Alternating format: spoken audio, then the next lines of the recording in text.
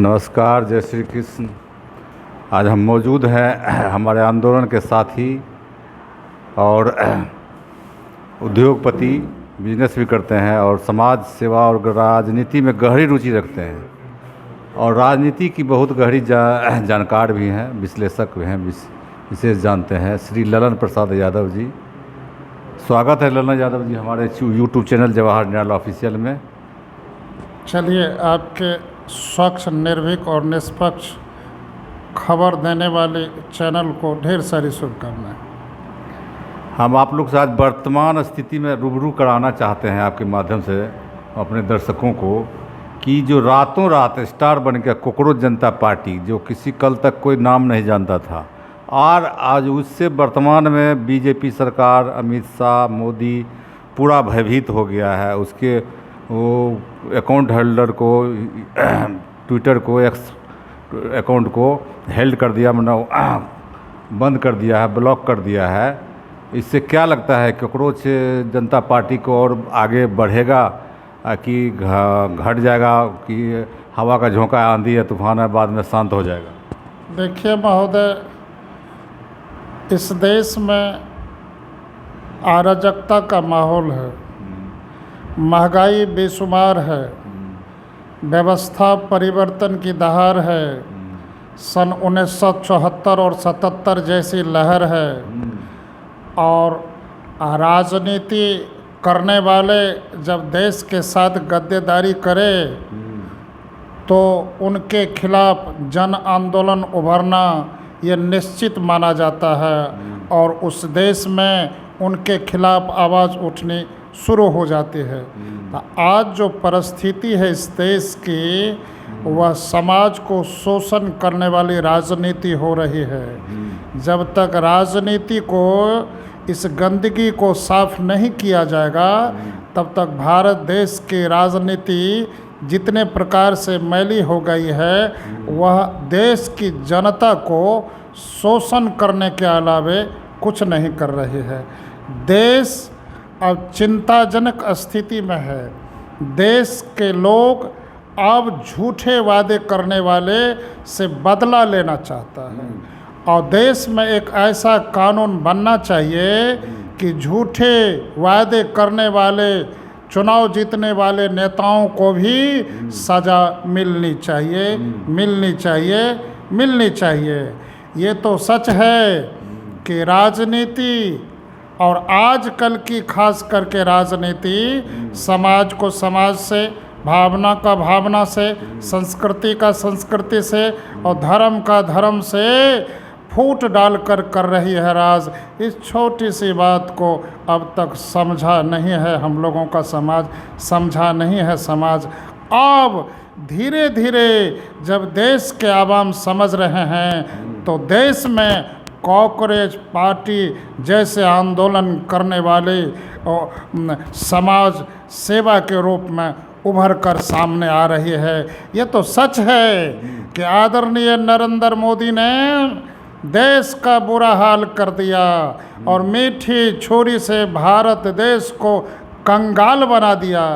इतिहास गवाह है कि जब जब इस देश के खिलाफ में जन आंदोलन हुआ है तो समझ लेना चाहिए कि देश के शासक उस देश का शोषण करने में कोई कसर नहीं छोड़ा है। और आजकल की जो राजनीति करने वाले राजनेता सब है, झूठे वादे करने वाले नेताओं के दामन में जिस प्रकार से दाग लगा है, उसके खिलाफ जो हम लोगों की जो आवाज़ आ रही है, यह देश को सुधारने की आवाज़ है। देश में नए प्रकार का जो यह आंदोलन देश को नई दिशा देने को तैयार, अब देश में नई सरकार चाह रहा है।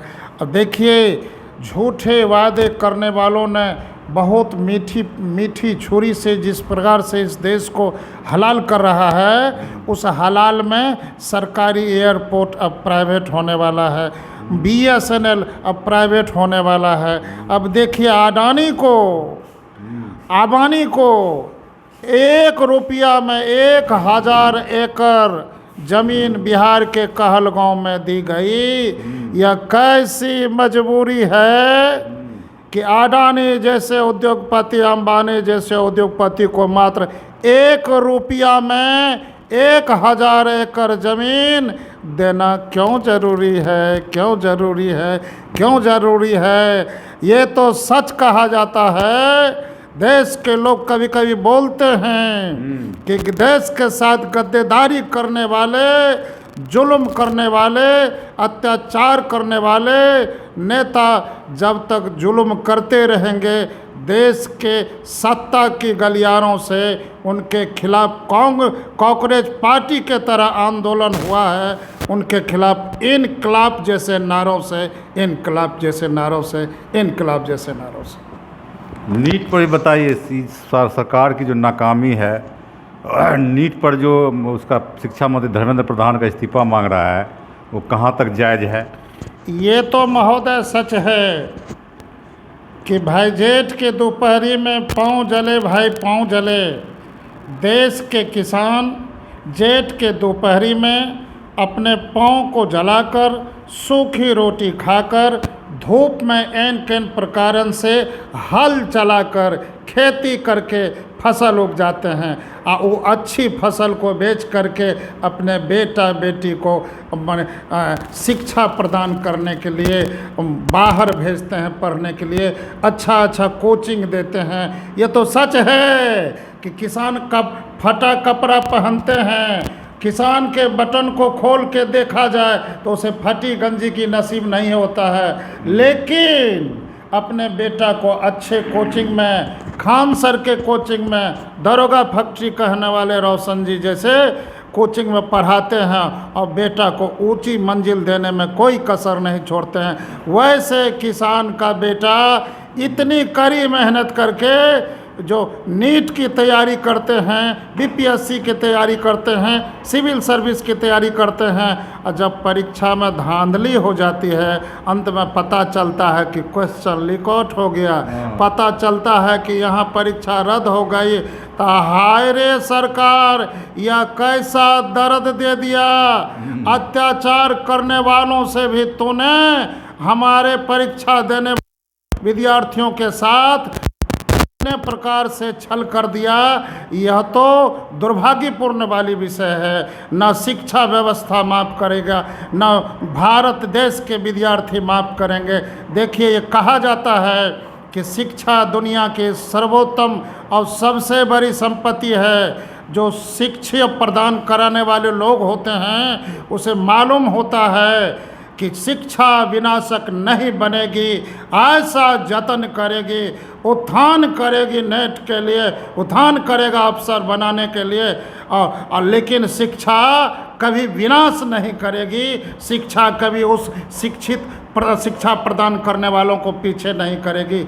इसीलिए याद करा देना चाहते हैं कि देखिए, इस दुनिया में किसी भी सरकार को शिक्षा अच्छे ढंग से देने के लिए कदम उठाने की ज़रूरत है। हम तो कहते हैं कि बढ़ा कदम है। हे मोदी जी, भारत देश के दरबार में आप अपना एक उचित न्याय वाला इंसाफ दोहरा दीजिए। इस देश के दरबार में ये क्या हो रहा है? भारत देश में जो गरीबी बढ़ रही है, आर्थिक मंदी का शिकार हो रहा है, वैभनस्यता बढ़ रही है, अपराध की घटनाएं बढ़ रही है, क्वेश्चन पेपर लीक हो रहा है, कोई देखने वाला नहीं है। आज 1977 की लहर है, चलो हटो, आम जनता आ रही है कि लहर है। इसीलिए इनके खिलाफ में एन किन प्रकार देश के लोगों ने सोचा है, देश के लोग सामाजिक न्याय मसीहा के तरह एन किन प्रकार सोच समझ करके एक कांग्रेस जनता पार्टी का निर्माण किया है, जो अत्याचार, जुल्म, भ्रष्टाचार के खिलाफ, अन्यथा मोदी के खिलाफ जोर आंदोलन करके इस देश के शासक को या दुरुस्त करेंगे, या सुधार देंगे, या सत्ता से बेदखल कर देंगे।